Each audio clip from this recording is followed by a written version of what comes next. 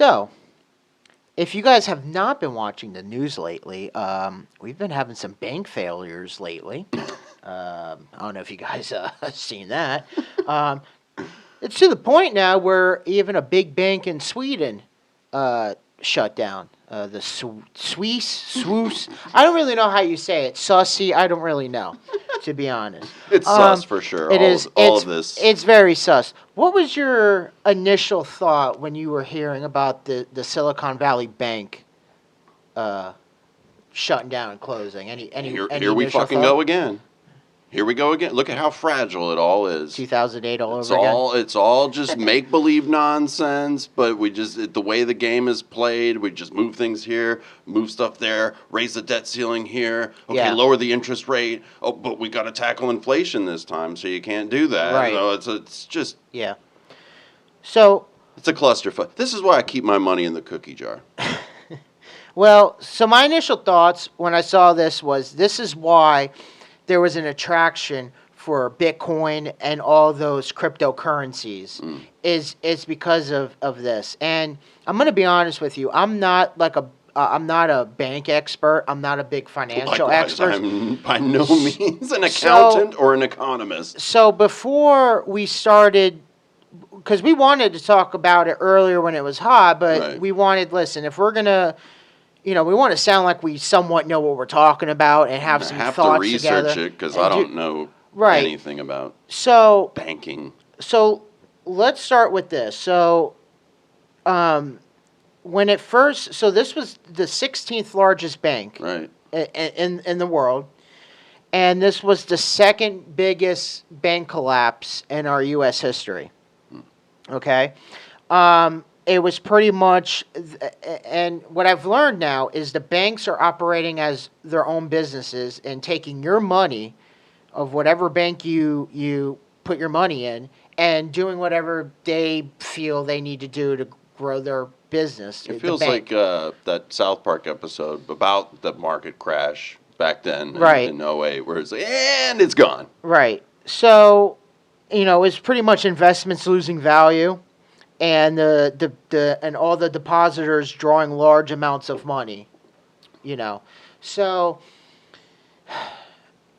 I want you guys to kind of put it in a perspective and kind of see how the banks have kind of changed. 40, 50 years ago, right, or maybe even sooner, when you went to a bank, right, in that time, in that era, there were always big vaults of cash. Hey, there were people gold. inside. Like, who even goes inside the fucking bank? Right. And all the money's, right? Louis C.K. even said, all the money's out here. It comes out of the slot. Yeah, but there is and the banks were bigger. A lot of the banks were in downtown in big buildings. They That's had They've still got a few in Tampa, big skyscraper. Yeah, but says that's Bank of America across right. the But top. that's more for commercial businesses, that's why you see the Loomis trucks and all that stuff. That's really what that's for.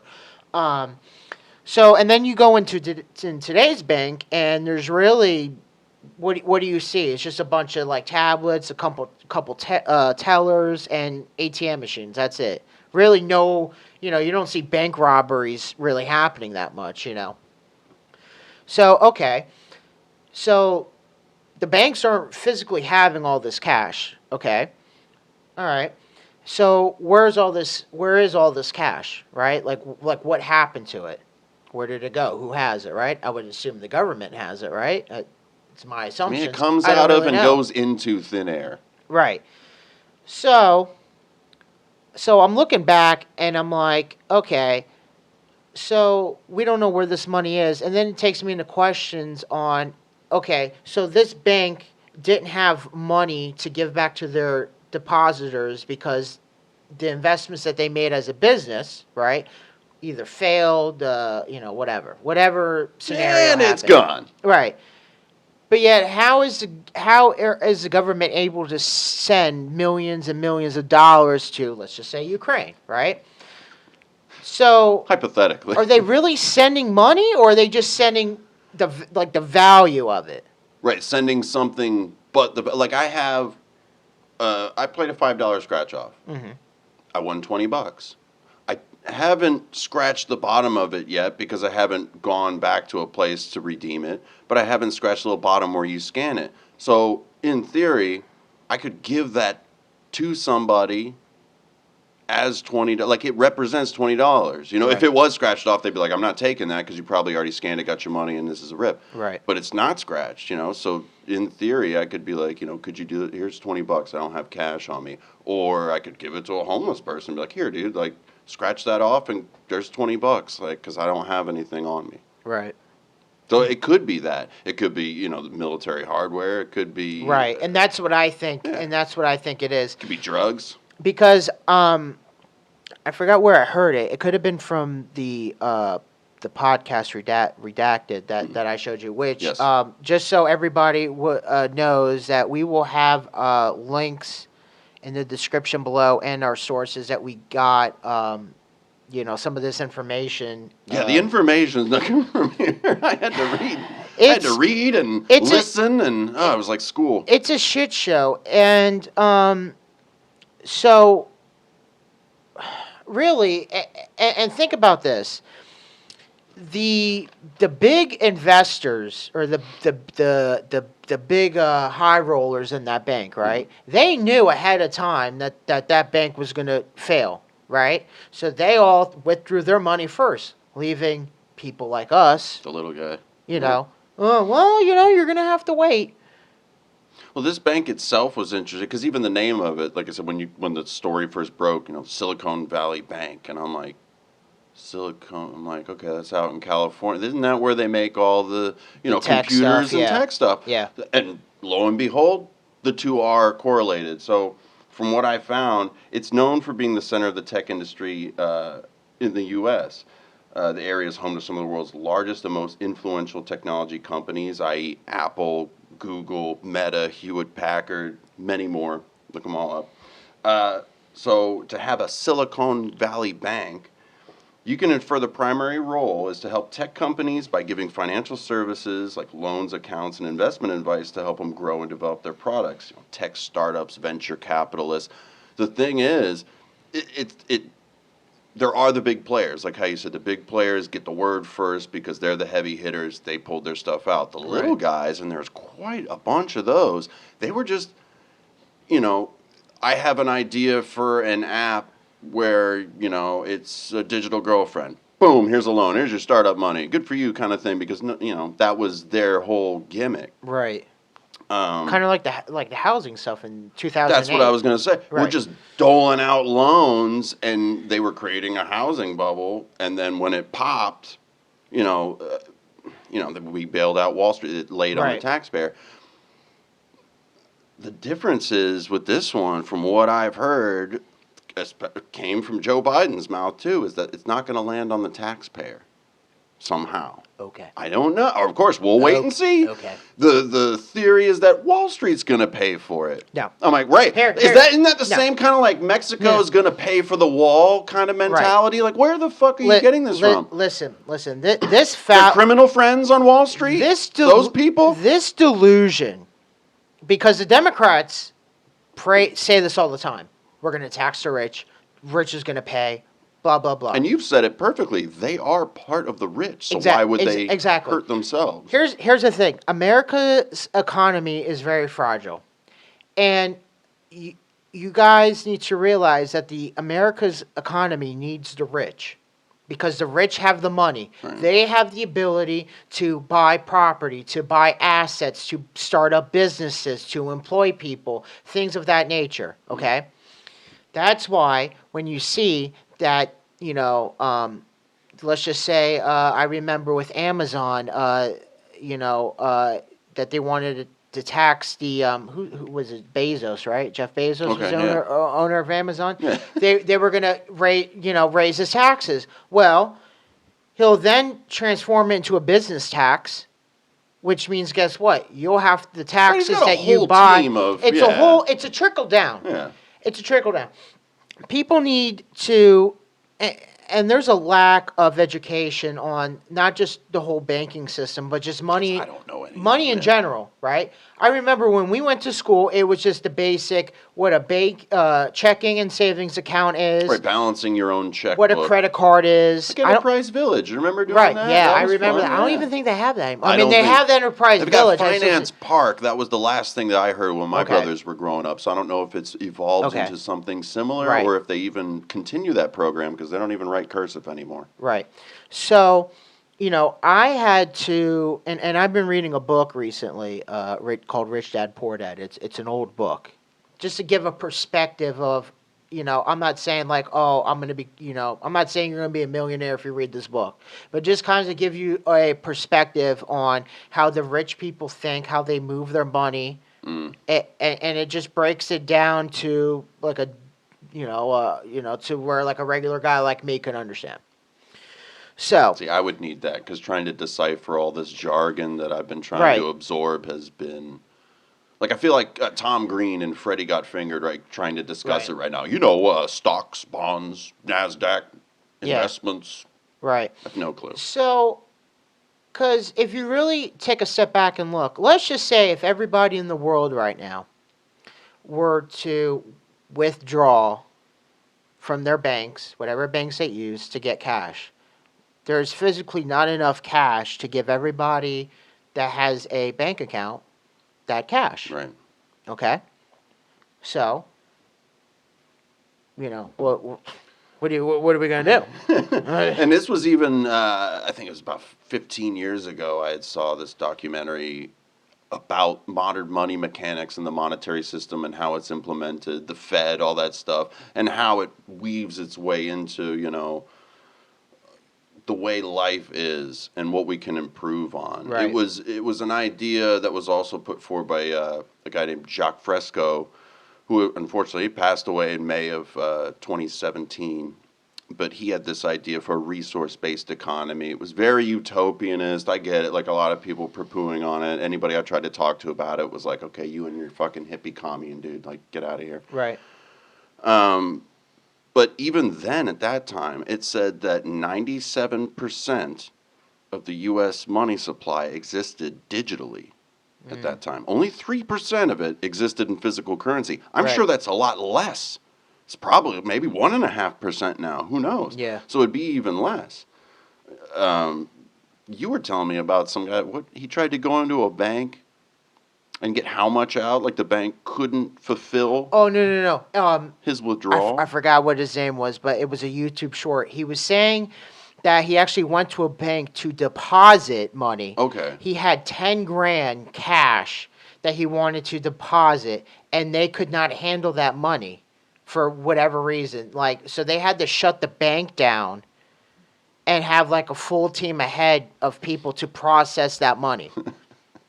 And then not only to All process it, two people in the bank. but not just to process it, but then get somebody to come pick up that money, like a Loomis bank or something, Right, Chuck or because something, it because doesn't- they don't want to have Yeah. that all that physical cash.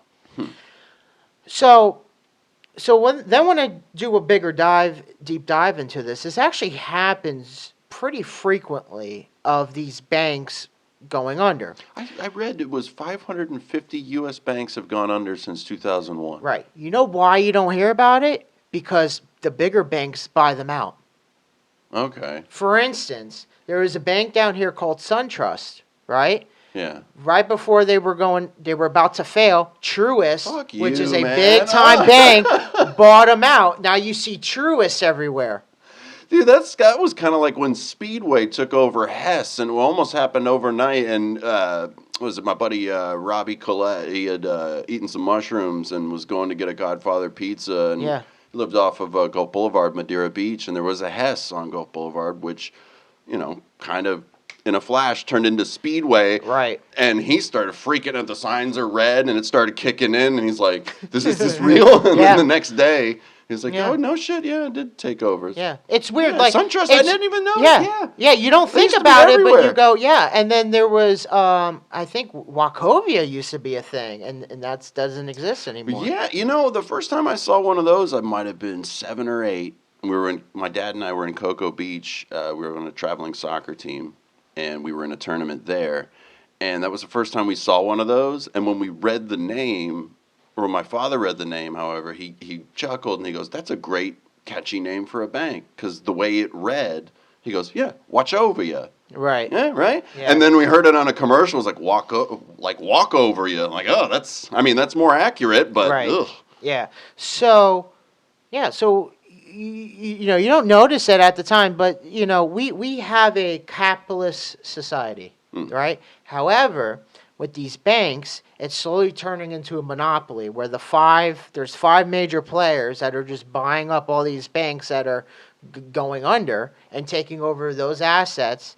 Then, not only that, which I didn't even know until this story broke, that the banks take your money that you get either deposited or you deposit yourself or whatever and do their own investments with it that they feel.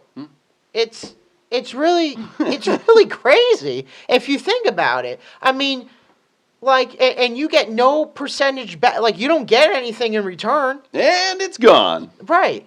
It's when you really think, and again, it's a lot of complicated, and we're just really touching the surface. I mean, because I'm sure my it's brain the just, tip of the iceberg, and it gets deeper. I did see a quote from Kathy Wood, who's the CEO of ARK Invest.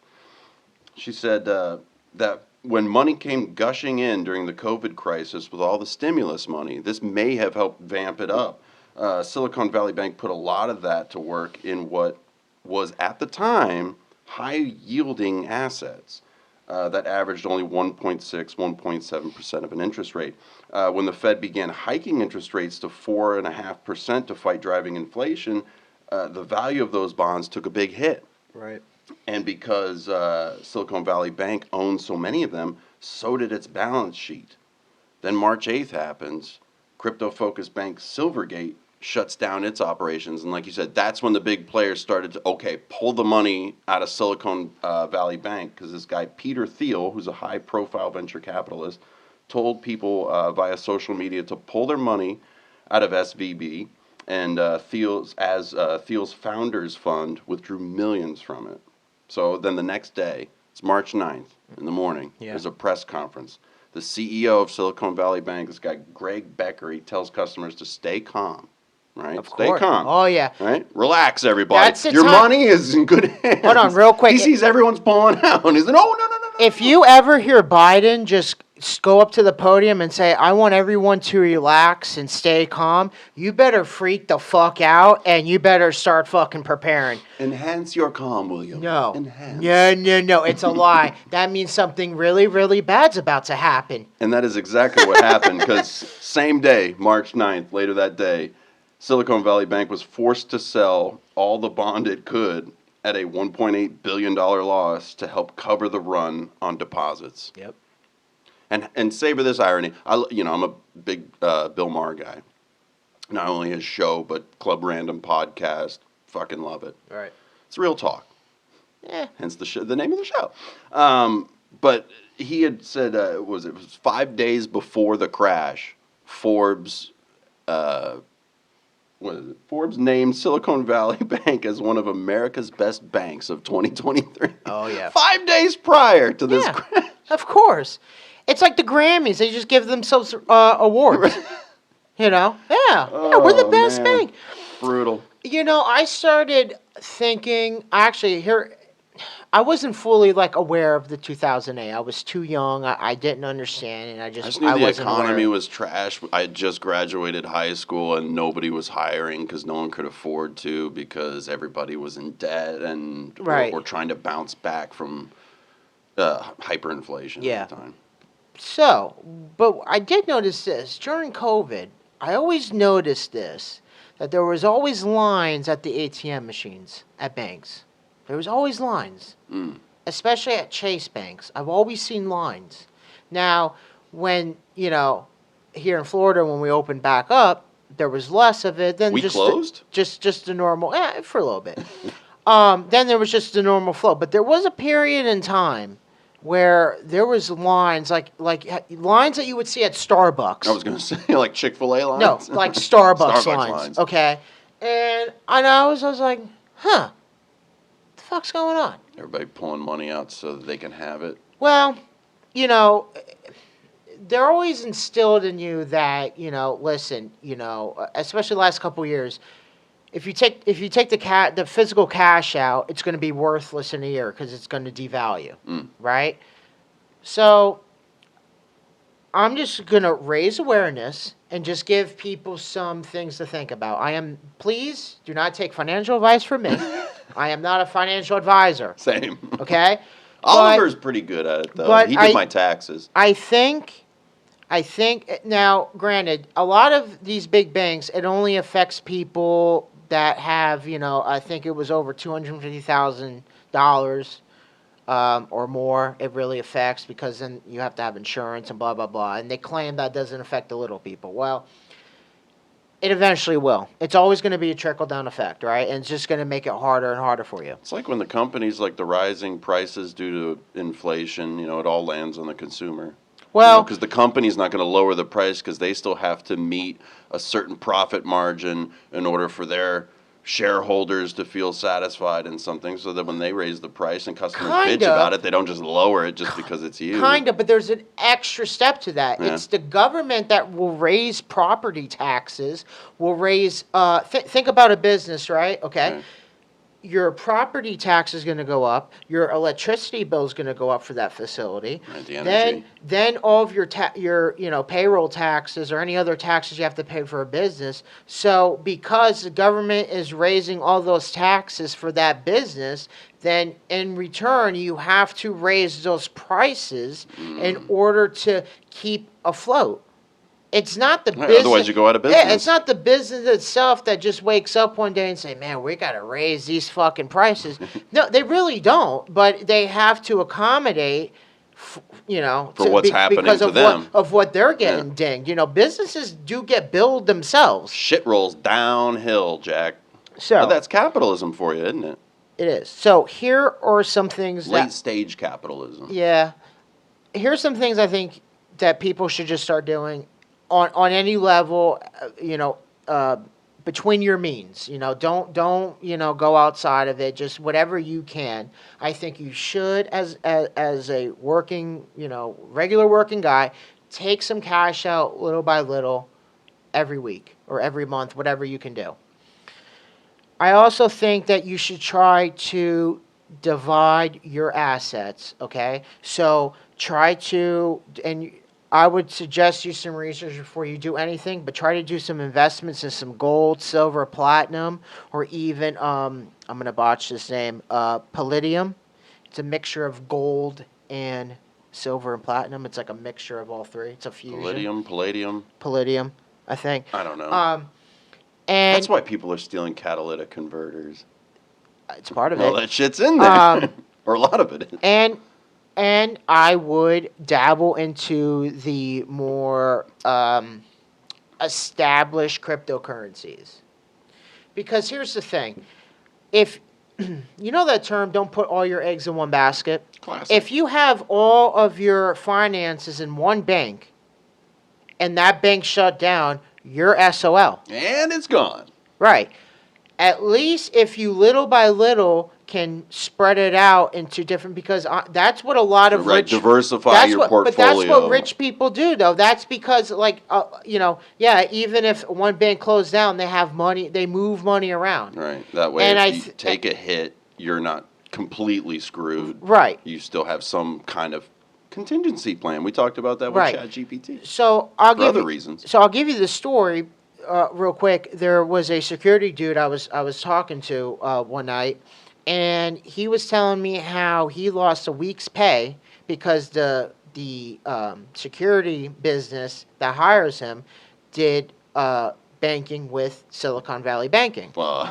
So they went a week without payroll. Now, granted, he did get that back the next week, but think about this: the company, right, that hired those security guards, they already paid out that payroll for that week. Mm-hmm. But because of that banking thing, now they have to bank with someone else and then double up again to pay their employees. My hair hurts trying to think about it. Right. So I think they make it like that on purpose. That way you can't fucking figure it out, kind of thing. Yeah. So I think eventually it's going to keep getting worse. And Oh, yeah. you're gonna see a lot of these J.P. Morgans, the Wells Fargo. I don't know all these fucking owners, but they're gonna keep buying these The banks that failing fail. ones, yeah. Right, Because it's either you let them fail or you gotta buy them out, which is essentially bailing them out right. of their debt. Yeah, and at the end of the day, we taxpayers pay them out, And like I bail said- them out, just like the war in Ukraine, just like anything else, all that fucking free COVID money. Our taxes are gonna go up. As if they haven't already enough. Because Like I said, apparently what the claim is right now, I guess to try and keep everybody calm, is that allegedly Wall Street's going to pay for No. it. And it's kind of like, well, then- because it's they're saying that to make their base happy. That's why. Right, 'cause because think there's- about it. Why were people mad at Trump? Because there was that one year that he only paid $700 and like something dollars in taxes, right? And everybody was fucking flipped out about it, right? Okay. Here's the thing, and this is what I learned from reading this book, and this is all of them. Any rich person in government, business, does not fucking matter, okay? When you are in a certain bracket, right? Right. There is a bunch of different tax codes. Okay? Right, they know all the And loopholes, right, the ins and outs. where think to about move when it. you own your business. Okay, and again, this is what I learned in the book. When you own your business, you can write off almost anything and everything, dinners, gonna say, hotels, vacations are a anything. write-off, No, man. it is So's going out. because it's quote unquote business meetings. Right. You write all that shit off. I met a client at a speakeasy. Because the more money that they physically have, the business itself has, then they get taxed on that. But if they spend it, they don't get taxed as much. Right. But who makes those tax codes? The fucking government. So why they're not going to change it If to you can ding. play the game well. Yeah, and- but they're not going to change it to ding themselves. It's all just political theater to be like, oh look, they're going to tax her. How long have they been saying? How many times have we heard Bernie Sanders, we're going to tax her? No one's fucking taxing the rich. Poor Bernie. Because again, we need the rich to because they have the money, they make moves. They don't. Otherwise, our country as a whole is going to be 2008 when you just gave everybody fucking loans to buy houses and they couldn't afford it. And I guess the difference, what was it, the Redacted podcast that you have been talking about, from what they were saying there was, I guess, the feds between, excuse me, a rock and a hard place in this current situation. Whereas in 2008, when they had the housing market crash, they were able to drop interest rates and then pump more money into the supply, which, then created the inflation as an after effect. Right. Whereas the inflation's already here, Yep. kind of thing. So you can't do that at this point. Right. So like how you said, it's going to get a lot worse before maybe it gets better. We'll see what Doubt it. happens at that point. I mean, any number of things could happen. It's so fragile, like you said. It's like an old window pane. Look at it the wrong way, it's just going to shatter. That's where I feel like we're at right now. I mean, I'm a big space guy. I like that kind of stuff. But a solar flare, a coronal mass ejection, unpredictable. You never know when it's going to happen. But once it happens, they're tracking it. And these things whiz by us all the time. That's where you get like the auroras at the poles, because the magnetism and the magnetic field of Earth is trying to help bounce that stuff off, and it creates this really beautiful light. Right. We get a direct hit from one of those things, it's like an EMP for the entire planet. So what good is all of our investments and all that shit going to be in the end anyway if that shit happens? Yeah. Like, that'd be my dream. It would just, all the lights go out. Money is the root of all evil. Yeah. If you follow the money, you'll see what's happening. It's like that movie They Live, John Carpenter's They Live, where the guy puts on the glasses and then sees it for what it really is. When he looks at $1 in that movie and he puts the glasses on, it says, "This is your God." Yeah. And the voice of God is government. So there is something that I do want to address, that when I look at this, I look at the banking and our money situation and all this other stuff, I feel that they're setting up for something called a social credit system. Have you heard of that term? Not until a couple days ago Because it's very popular when you in mentioned China. it. It's very popular. For people that don't know what a social credit system is, and like I said, they do it well in China, it's focused on financial credit worthiness. Similar to credit scores used in Western countries, it moves to include compliance and legal violations, and unified record for people, businesses, and are monitored in real time. Oh, they're monitored all the time. Right. So, so to really break it down, it'd be like this. So they would give you, and again, this is communism at its core. They will give you a weekly allowance, right? Okay. But at any point in time, if you fuck up, well, we're going to take some of that away from you.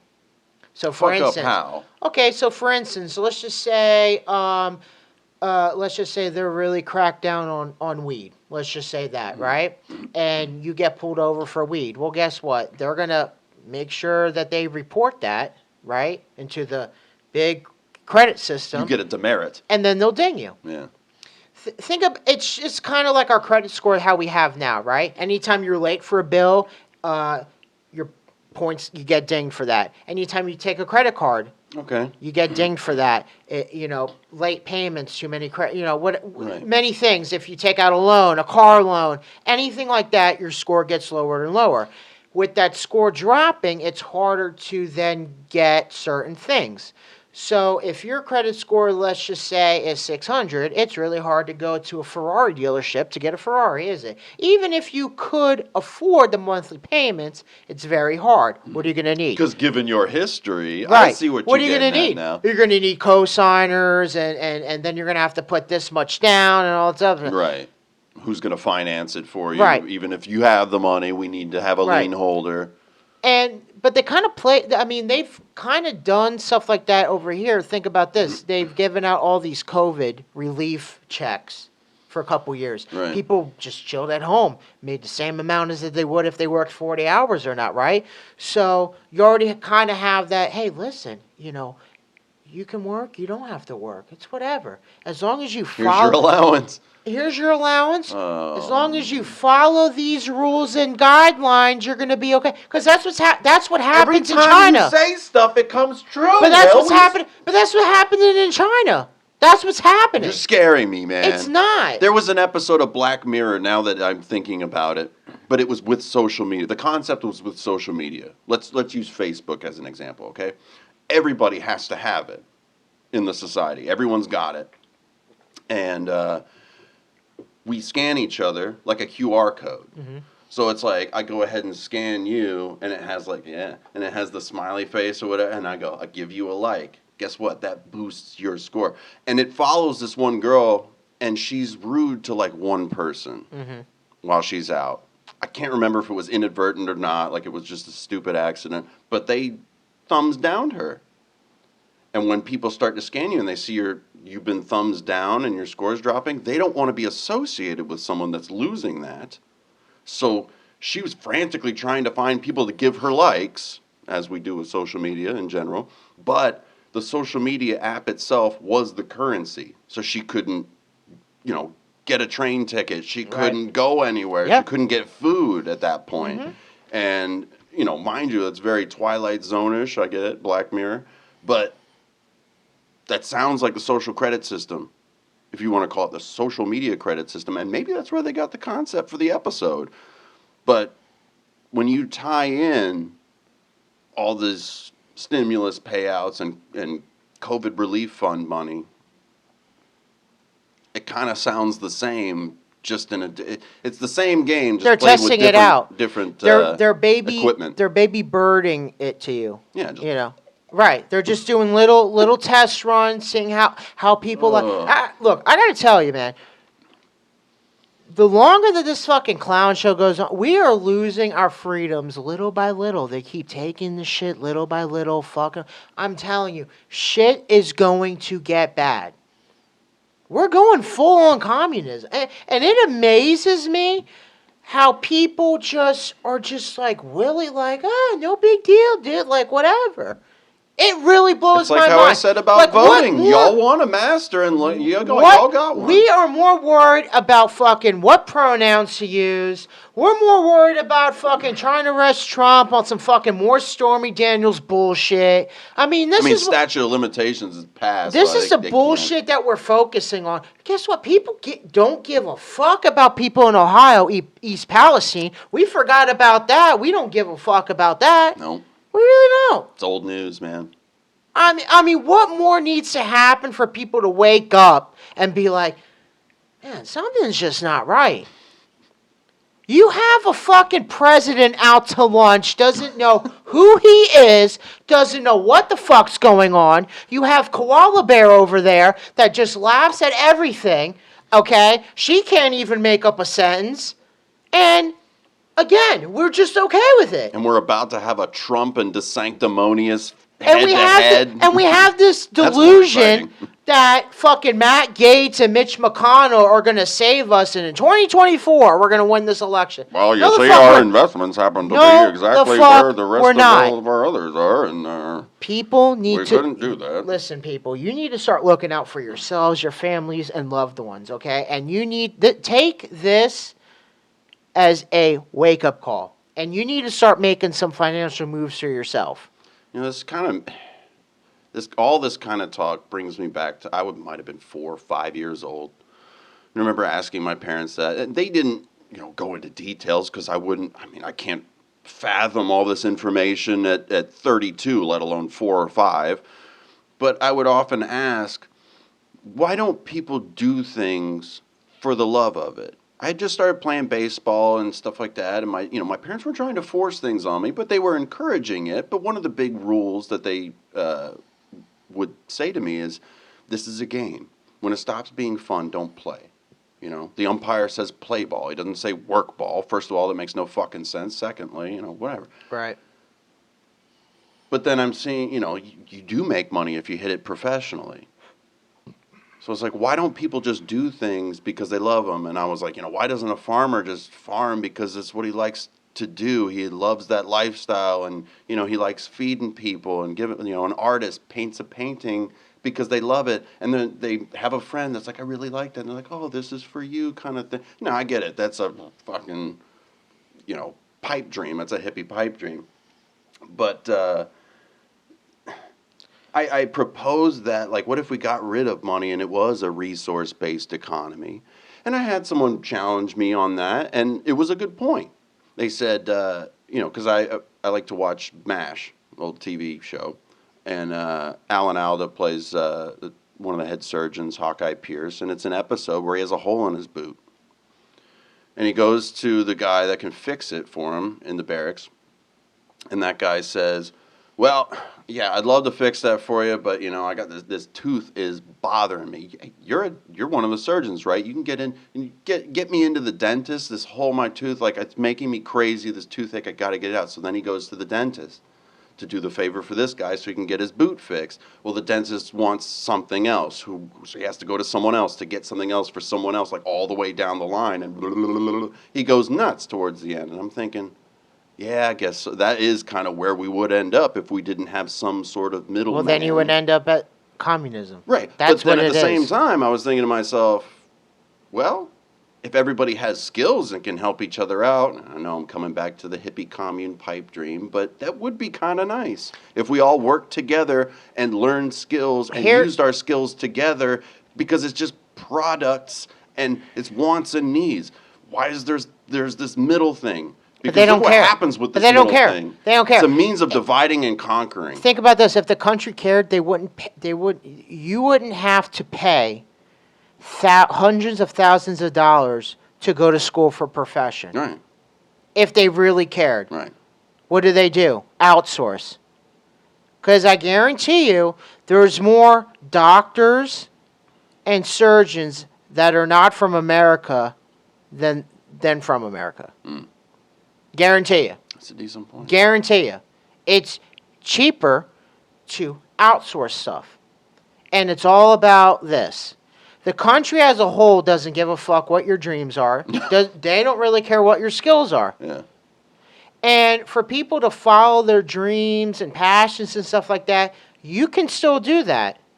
But you have to be mindful of the economy and where the world is going and turning. Jobs are being obsolete. I mean, think about this. We just talked about ChatGPT replacing jobs, and what are those people going to? You brought it up. Fast food's going to be first. This is the only thing they've ever done. They have very That's why social little credit, to no skills. That's why the social credit score becomes more and more of a thing. But now, if you have a social credit score, if you at any point, if they were to watch up, one of our episodes and be like, "We didn't like what you said there, so we're going to dock you." That's communism. Every week, right there. That's what it is. That's what it is. And it's like that old dad joke where he's like, I have a friend that lives in China. I asked him how he likes it. He says, I can't complain. Exactly. So. Or else. but I mean, again, maybe us as a society wants that because they don't. I see a lot of people. It needs to happen. I see a lot of. Well, we don't need. We don't need communism. I mean, I'm not saying we I'm saying a lot communism, of. But I think the monetary system itself, because whether it's capital, like I said it last time, whether it's capitalist, communist, fascist, it doesn't matter, because it's all under this. Everybody's doing their investments, like that movie Network. Do you think the Russians sit down at their meetings and discuss Karl Marx when it comes to their investments in No, that has nothing to do with it. So. That's that one universal government, if I can put it that way. Yeah. All the governments, no matter what they are, what they operate on, they all follow those same financial rules. Yeah. And, it's almost like the way China does their thing, and like how you said, made a great comparison to the way we do our thing. It's the same game, just playing it with different equipment. I think if anybody, here's what I'm going to say, that if anybody wants to get some real good financial advice, I would follow Hunter Biden because his dealings in Ukraine are just superior. And also, if you need some stock advice, call or follow Nancy Pelosi's husband. He's really great at stock exchanges. I think he's like 112 for 112. He never misses. He's fantastic. So, again, my suggestion is do some small investments, keep some cash on you, and you better start preparing for yourself, for your family and loved ones, because at the end of the day, that is all you can. It is too late. There is not going to be a civil war. There is not going to be the people who are going to take down the government, because guess what? We're just lying down, just taking it. We just roll over. We're just like, oh, whatever, man. It is what it is. It's amazing. It's truly amazing what we focus on. The only way that I could kind of wrap my head around all this jargon, just to close us out, if I could, and hopefully this somewhat makes sense without making sense at the same time. It makes sense if you don't think about it. Thinking back to childhood, this is Rule 11 in Monopoly.